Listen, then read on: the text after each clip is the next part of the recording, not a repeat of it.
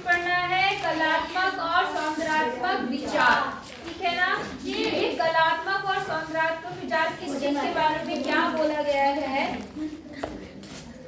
जो ये लिखा है ना इन्होंने, कलात्मक और सौंदर्यात्मक विचार, है ना जी, सौंदर्यात्मक विचार। ये क्या चीज है ये बताते हैं। जैसे आप अभी तक जब दंडालेख बनाते थे, दंडालेख बनाया आपने जी, तो मैं कहती हूँ दंडालेख आप कैसे भी बना लो, कहते थे हम लोग, चाहे ऐसे में बना लो। 36 ये होती है ऊर्ध्वाधर अक्ष, कौन सी अक्ष होती है ऊर्ध्वाधर। इस अक्ष को कौन सी अक्ष बोलते हैं, है ना।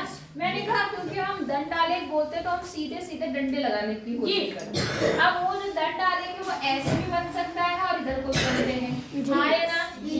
तो इन्होंने ये बताने की कोशिश की है, कोशिश मतलब बताया है कि जो दंड आलेख है, अब देखो जरा पहले समझो, यहाँ इन्होंने एक टेबल दे रखी है, ये टेबल जी जी।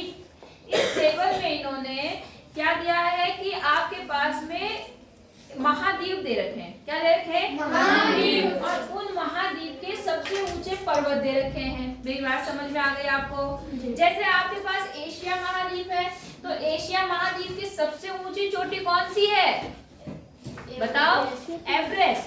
कौन सी है, एवरेस्ट। इसको आप माउंट एवरेस्ट भी कहते हैं, कहते हैं तो एवरेस्ट की हाइट कितनी दे रखी है बेटा, देखो 8,848, ठीक है ना।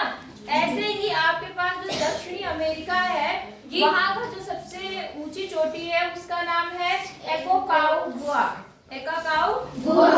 वहाँ पर देखो आपको दे रखा 6962 मीटर, दिख रहा है आपको जी। इस तरह से आपके पास कितने महाद्वीप है, 7 महाद्वीप है जी।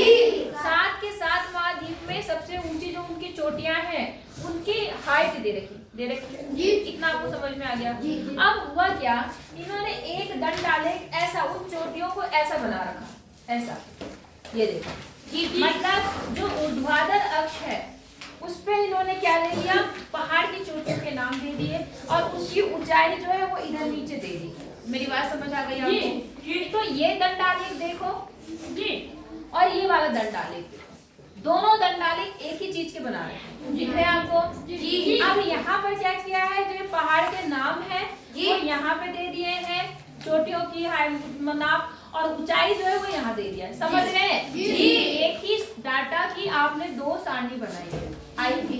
अब मुझे ये बताओ कि पहाड़ कैसे होते हैं, पहाड़ कैसे होते हैं, ऊपर नीचे जी, ऊंचाई पे होते हैं, ऐसे होते हैं पहाड़ जी, ऐसे लेटे में होते हैं पहाड़ जी, कैसे होते हैं, ऊंचाई के ऊपर, ऊंचाई पर होते हैं ना। तो यहाँ पर जो हम दंडालेख हमें ज्यादा अच्छा लगेगा, ज्यादा प्यारा लगेगा, वो दंडालेख कौन सा होगा, बताओ आपको कौन सा सही होगा, नीचे वाला। क्यों, क्योंकि पहाड़ भी आपके कैसे होते हैं, और आपके पास में पहाड़ का दंडालेख भी हम कैसे बनाएंगे, यही बात समझ में। और इस दंडालेख से आपको ज्यादा अच्छी जानकारी समझ में आती है। अगर मैं यहाँ पूछूं सबसे ऊंचा पहाड़ कौन सा है, तो आप कंफ्यूज होंगे जी, होंगे कंफ्यूज जी। क्योंकि आपको ऊंचाई हमने अब ऐसे देखी, अब ऐसे में आपको ऊंचाई देखनी पड़ेगी तो थोड़ा कंफ्यूजिंग होता है। ऐसे तो कर सकते हैं किताब, हाँ कर सकते हैं, बिल्कुल कर सकते हैं, लेकिन हम किताब क्यों करें जब हमारे पास दूसरा ऑप्शन है ना। बात तो बिल्कुल सही है भाई, हम यूं करके देखेंगे, तो यूं देखने से अच्छा हम यूं बना ना लें जी। मेरी बात समझ में आई जी। जैसे इस बच्ची ने कहा कि हम दंडालेख को यूं देख लेंगे तो हमें समझ में आएगा, तो हम यूं क्यों देखें, हम यूं बना ही लेते जी। नहीं आई बात समझ में, आ गई जी, पीछे सबको समझ में आ गई। तो ये वाला दंडालेख है, ये वाला दंडालेख ज्यादा कारगर है, मतलब ज्यादा अच्छा है, जिससे आप क्वेश्चन के आंसर आसानी से दे सकते हैं। और क्योंकि पहाड़ खड़े होते हैं, सीधे होते हैं ना ऊंचाई की तरफ, तो हम अपना दंडालेख भी बिल्कुल सीधा सीधा बनाएंगे ऊर्ध्वाधर में। मेरी बात समझ में आ गई कि नहीं आई, आ गई। अच्छा, जैसे जो चीज जमीन में है, जैसे रोड की लंबाई, किसकी, रोड क्या आसमान में होती है, कैसी होती है, कैसी होती है, ऐसे। तो अगर उस दंडालेख को आप ऐसा बनाएंगे, रोड की लंबाई, क्यों रोड की लंबाई को हम ऐसा बना रहे 36 में, क्योंकि वो रोड सीधी होती है, रोड जो होती है वो जमीन के ऊपर होती है, तो हम यहाँ पे ऐसे दिखा सकते हैं। तो यहाँ से हम बता सकते हैं कौन सी रोड लंबी है, कौन सी रोड छोटी। इसमें रोड का आंसर देने के लिए ज्यादा अच्छा है, हाँ या ना जी। कोई दिक्कत है ना, तो आपको समझ में आया कि कौन से में आप कौन सा दंडालेख प्रयोग करेंगे जी। अगर किन्हीं बच्चों की लंबाइयां नापनी हो, किनकी, बच्चों की लंबाई कैसे नापी जाती है? ऊंचाई में जी खड़े हो गए हमने यहाँ निशान बना दिया, हमने लंबाई नाप दी, इतनी है। बात समझ में आ गई? तो हम क्योंकि लंबाई कैसे नाप रहे हैं, तो हम यहाँ पे दंडालेख कौन सा बनाएंगे? ऊर्ध्वाधर। खड़ा वाला। नहीं आई बात समझ? तो आपको समझ आ गया जी? तो ये हमें यही सब चीजें बताई गई हैं कि किसमें ज्यादा अच्छा होगा। तो आपको ये पता चल गया कि अगर हम जमीन की दूरियों में नापेंगे, किसकी? जमीन पर स्थित कोई मतलब ऐसी चीज जो क्षैतिज में हो, कैसी हो? क्षैतिज। तो उसकी दूरी को हम जो दंडालेख है उसे क्षैतिज ही बनाएंगे। उसको कैसे बनाएंगे? क्षैतिज। और अगर जिस चीज को हम ऊंचाई में नापते हैं उनका दंडालेख हम कैसा बनाएंगे? खड़ा बनाएंगे, ऊर्ध्वाधर बनाएंगे। कैसा बनाएंगे? ऊर्ध्वाधर। इतनी बात समझ आ गई? नहीं है? आ गए? बग्गा बताओ जी। तो कुछ प्रश्नों के उत्तर दो मुझे। आइए प्रयास कीजिए, सॉरी आइए पता लगाइए। पेज नंबर 103 निकालो जी। निकाल रखा जी। अब देखो बेटा, क्या कोई दिक्कत है? देखो पहला प्रश्न बोल रहा है, यदि आप अपने विद्यालय की प्रत्येक कक्षा के सबसे लंबे बच्चों की ऊंचाइयों की लंबाइयों के आंकड़े को चित्रीय रूप में दर्शाना चाहते हो, किसको दर्शाना चाह रहे चित्रीय रूप में? बच्चों को। बच्चों की क्या? लंबाई, है ना? तो आप क्षैतिज दंडालेख का प्रयोग करेंगे या ऊर्ध्वाधर दंडालेख? किसका? समझ में आया? क्यों खड़ा? लंबाई को हम कैसे नाप? खड़े। इसलिए हम यहाँ पे जो दंडालेख प्रयोग करेंगे वो ऊर्ध्वाधर प्रयोग करेंगे। लिख लेंगे जी? लिखेंगे क्योंकि बच्चों की लंबाई ऊंचाई जो है हम कैसे नापते हैं? ऊर्ध्वाधर नापते हैं। इसलिए हम यहाँ दंडालेख भी कौन सा प्रयोग करेंगे? ऊर्ध्वाधर। आप यहाँ पर ऐसा ही प्रयोग करेंगे, ऐसा वाला। समझे नहीं समझे? अगला देखें जी। इसने कहा यदि आप प्रत्येक महाद्वीप में सबसे लंबी नदियां और उनकी लंबाइयों की सारणी बना रहे हैं तो आप ऊर्ध्वाधर दंडालेख या क्षैतिज दंडालेख में से किसको प्राथमिकता? नदी बहती मैम। नदी कैसी होती है? क्षैतिज। नीचे बहती है जी। तो हम वहाँ पे कैसी देंगे? कैसा दंडालेख बनाएंगे? क्षैतिज दंडालेख बनाएंगे बेटा। कैसा बनाएंगे? Very good. अच्छा दूसरा, इस सूचना को प्राप्त करने का प्रयास कीजिए, फिर संगत सारणी और दंडालेख भी बनाना है। किस महाद्वीप की मतलब जो नदी है वो सबसे लंबी है? ठीक है। तो बेटा थोड़ी देर ये ऑफ कर दो, मैं पहले एक सारणी बना रही हूँ। ठीक है, देखो बेटा मैंने एक टेबल बना दी। ये है महाद्वीप, कौन कौन से? एशिया, अमेरिका, दक्षिणी अमेरिका, अफ्रीका, हाँ उत्तरी अमेरिका, अफ्रीका, यूरोप, अंटार्कटिका और ऑस्ट्रेलिया। और इसमें जो सबसे लंबी नदियां हैं, जैसे एशिया में सबसे लंबी नदी जो है वो यांगत्जी है। कौन सी है? यांगत्जी। इसकी लंबाई है 6300 किलोमीटर। ठीक है। ऐसे जो दक्षिणी अमेरिका है यहाँ की जो सबसे लंबी नदी है अमेज़न है। कौन सी है? अमेज़न। इसकी लंबाई है 64,000 किलोमीटर। कितनी है? 64,000 किलोमीटर। ऐसे अफ्रीका की है नील नदी जो कि कितनी है? 6,650। और फिर उसके बाद आपको पता भी दुनिया की सबसे लंबी नदी कौन सी है? नील नदी। है ना आपने? देखो इसमें भी सबसे लंबी नदी कौन सी है? नील। अच्छा अगली है यूरोप। यूरोप की जो नदी है वो है वोल्गा, वो है 3,530 किलोमीटर। समझ गए जी? उसके बाद है अंटार्कटिका, इसकी है 32 और कितने किलोमीटर? 32। और फिर है ऑस्ट्रेलिया, इसकी नदी है मरे और इसकी लंबाई है 2,508। इतना समझ आ गया जी? अब क्योंकि आपने क्या बोला बताओ, नदी कैसे बहती है? तो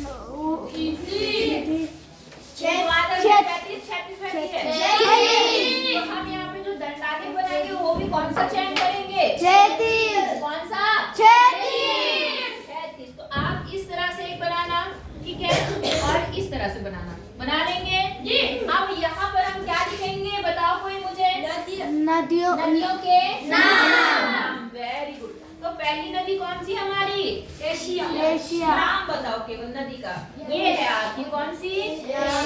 यंगत्जी, है ना? यंगत्जी हो गई। फिर दूसरी नदी कौन सी है? अमेज़न। तीसरी नदी कौन सी है? मिसौरी। मिसौरी हो गया। सॉरी मिसौरी, इसे भी सॉरी। अगला कौन सी? नील नदी आ गई यहाँ पर। फिर कौन सी नदी है? बोलगा, तो यहाँ बोलगा आ गई। अगली कौन सी है बेटा? अनिक्स। क्या है? अनिक्स। ये है अनिक्स। और अगली कौन सी है? यहाँ लिख देती हूँ मैं। कौन सी है ये? मरे नदी। इसको मिटा दो थोड़ा सा, क्योंकि हमें यहाँ जरूरत है ना। तो अगली लास्ट नदी है जो है वो है मरे। यहाँ आ गई मरे। कितनी बार समझ आ गई? अब हम लेते हैं पैमाना। क्या लेते हैं? पैमाना। अब आप बताओ इसमें से पैमाना कौन सा? पैमाना 32। 32? नहीं 32 तो बहुत कम हो जाएगा। 1000 ले लें कि 500 ले लें? 500 ले लें? 500 ले लेते हैं, है ना, थोड़ा सा आसान हो जाएगी। 500 ले लेते हैं। तो हम लिखेंगे एक क्या इकाई, हमारा जो एक खाना या एक इकाई है वो किसके बराबर है? 500 क्या? किलोमीटर। क्या? 500 किलोमीटर। ठीक है, तो ये बन गया 500। ये कितना आ गया? 500। पहले 0 होता है, 500 हो गया। ये कितना हो गया? 1000। आप 1000 भी ले सकते हैं बेटा, कोई दिक्कत नहीं है। ठीक है, ये कितना हो गया? 500। ये हो गया 1000। फिर कितना आएगा? 1500। फिर कितना आएगा? 2000। फिर कितना आएगा? 2500।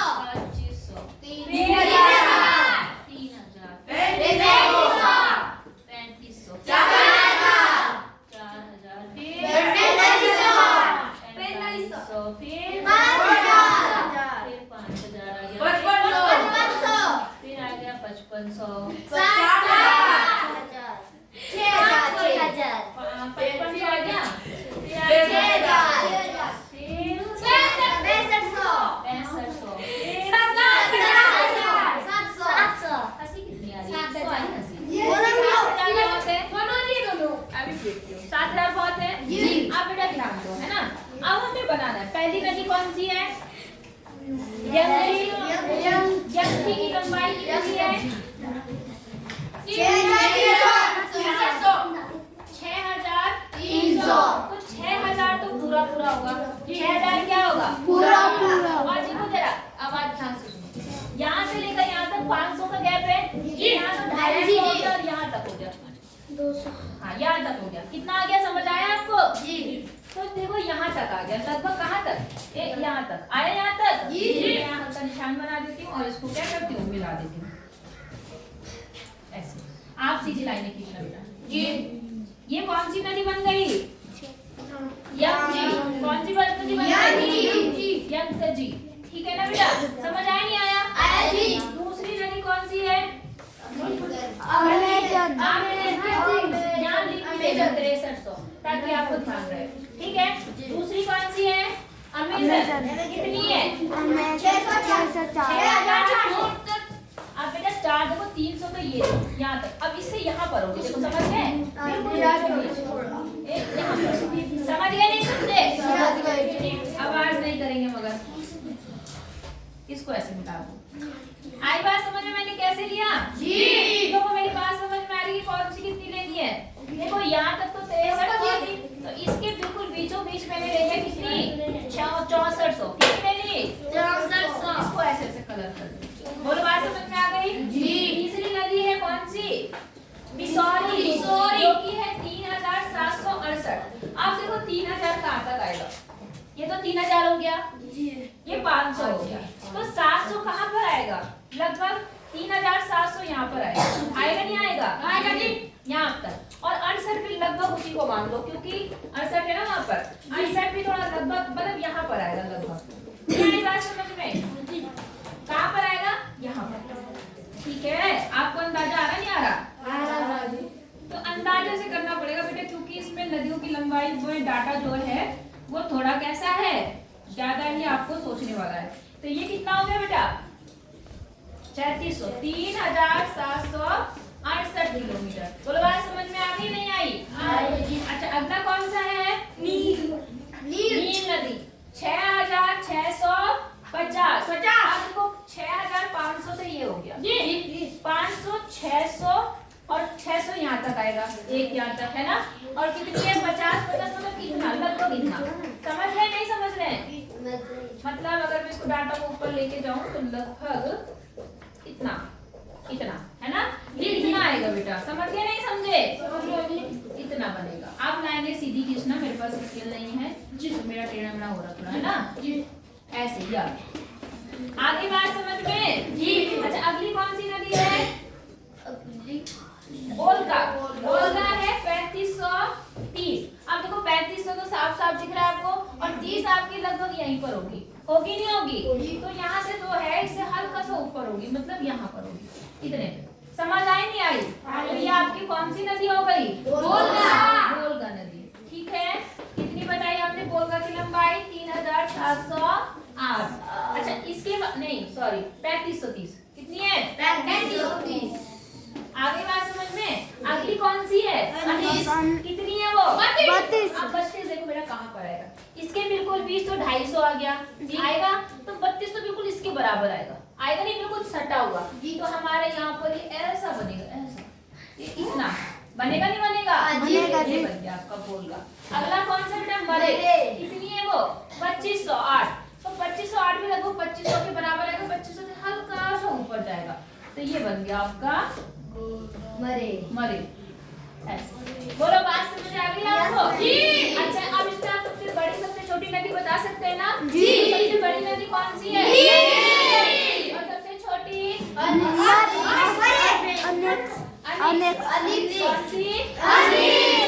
हो जाएगा जी।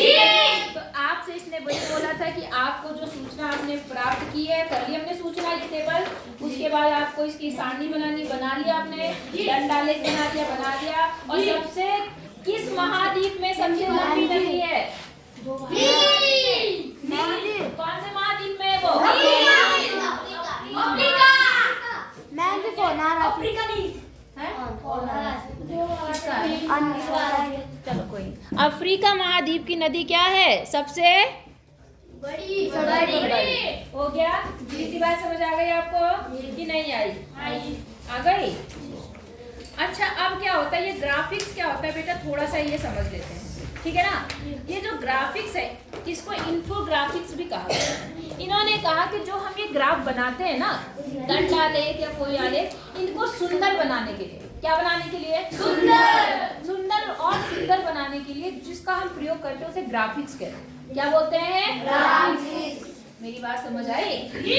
क्या कहा इन्होंने, जो हम ये आलेख बनाते हैं इन्हें सुंदर बनाना है। क्या बनाना है? सुंदर। सुंदर बन जाए तो उसको हम ग्राफिक्स का नाम देते हैं। क्या देते हैं? ग्राफिक्स।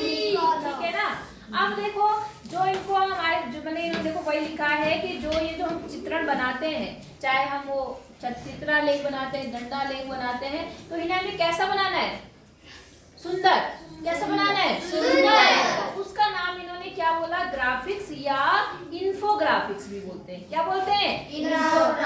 इन्फोग्राफिक्स। क्या बोलते हैं? इन्फोग्राफिक्स। ठीक है ना। तो यहाँ से जो इन्फोग्राफिक्स से जो ग्राफ बनता है वो थोड़े सुंदर लगते हैं देखने में। कैसे लगते हैं? सुंदर। सुंदर लगते हैं। अब देखो जैसे आप समझो, अभी तक हमने जो पहाड़ की ऊंचाई बनाई थी, क्या बनाई थी? पहाड़ की ऊंचाई। वो ऐसी बनाई थी, ऐसी बनाई थी ना पहाड़ की ऊंचाई। क्या हुआ? दिनांक गलत है जी। दिनांक गलत है जी। चलो कोई बात नहीं, दिनांक सही कर देते हैं, कोई। तो जो हम लोग अभी तक हमने जो जानकारी बनाई थी ना, वो हमने ऐसी बनाई थी ना। अब जो इन्फोग्राफिक्स है उसमें देखो जरा इन्होंने कैसे बना रखा, इसी डाटा को इसी सूचना को इसने ऐसा बनाया। तो सुंदर लग रहा है नहीं लग रहा? देखने में सुंदर तो लग रहा है। इन्होंने पहाड़ के बारे में पूछा था उस डाटा में, तो इन्होंने पहाड़ बना दिए। अब इससे पहाड़ की लंबाई तो पता चल रही है जी, लेकिन बेटा इस इन्फोग्राफिक्स को बनाने में बहुत ध्यान रखना पड़ता है। कारण क्या है?